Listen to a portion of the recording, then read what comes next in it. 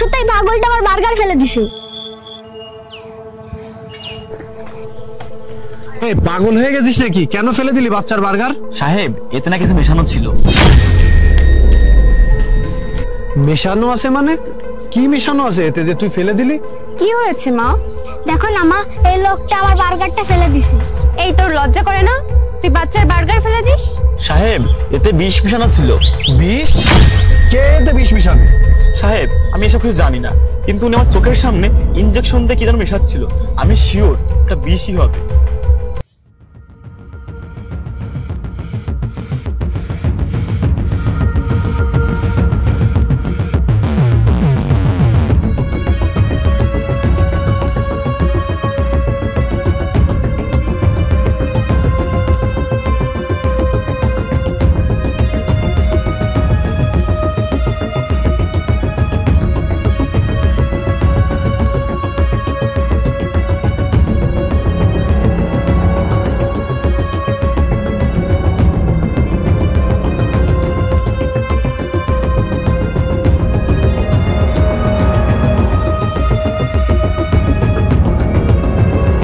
তুমি এটা বলতে চাচ্ছ আমার ওয়াইফ এতে বিষ মিশিয়েছে আমার মেয়েকে মারার জন্য?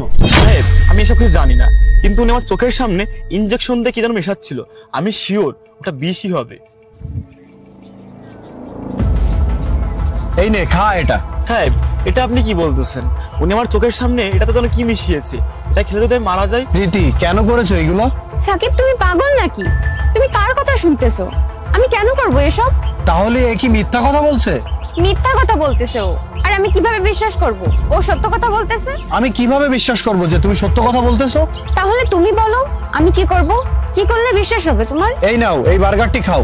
সাকিব, তুমি পাগল হয়ে গেছো নাকি? হ্যাঁ, আমি কেন এই বার্গার খাবো? যদি তুমি এতে কিছু মিশিয়ে না থাকো তাহলে খাও না এই বার্গার, সত্যটা জানা যাবে। আমি খাবো না। তাহলে এ সত্যি কথাই বলতেছে তুমি এতে বিষ মিশিয়েছো। হ্যাঁ, আমি মিশিয়েছি এই বিষ, কারণ এ আমার মেয়ে না, এ আমার সৎ মেয়ে। আর আমিও এখন প্রেগনেন্ট। আমি চাই না আমার যে বাচ্চা এই পৃথিবীতে আসতেছে তার ভালোবাসা এ পাক।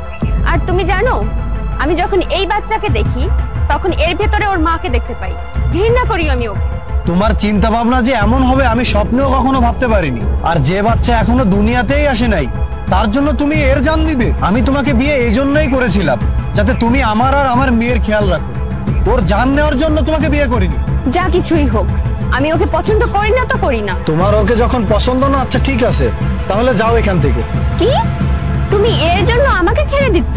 ছেড়ে দেবো না তো কি করব? আমার মেয়েকে মারার জন্য রাখবো তোমাকে? পুলিশ ডাকার আগে এখান থেকে এখনই চলে যাও। যাও। ধন্যবাদ ভাই আমার মেয়েটার জীবন বাঁচানোর জন্য। মা, তুমি মন খারাপ করো না, আমি তোমাকে নতুন বার্গার কিনে দেবো। আচ্ছা ঠিক আছে বাবা।